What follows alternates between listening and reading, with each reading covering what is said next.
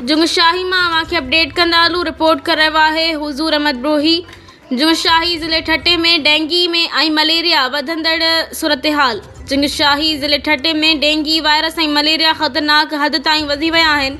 शहरुनि में परेशानी ख़ौफ़ ऐं हिरास पखिड़िजी वियो आहे। जुंगशाही जे मुख़्तलिफ़ इलाक़नि में डेंगी ऐं मलेरिया जे केसनि में तेज़ीअ सां इज़ाफ़ो थी रहियो आहे।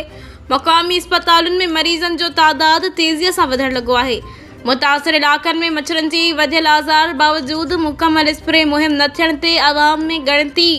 जुंगशाही जे शहरुनि ऐं ॻोठाणनि जो वज़ीर सिहत डॉक्टर अज़रा फज़ल पेचुओ खां फ़ौरी स्प्रे मुहिम शुरू करण जो मुतालबो। शहरुनि जो चवणु आहे त डेंगी जे पखिड़िजण खे रोकण लाइ सिहत खाते तरफ़ां तकड़ा क़दम खंया वञनि। आवाम जो वज़ीर सिहत सिंध ऐं ज़िले इंतिज़ामिया ठटो खां फ़ौरी नोटिस वठी मुअसर कार्रवाई कई वञे। जेकॾहिं बर वक़्तु क़दम न खंया विया त सूरत हाल वधीक संगीन थी सघे थी।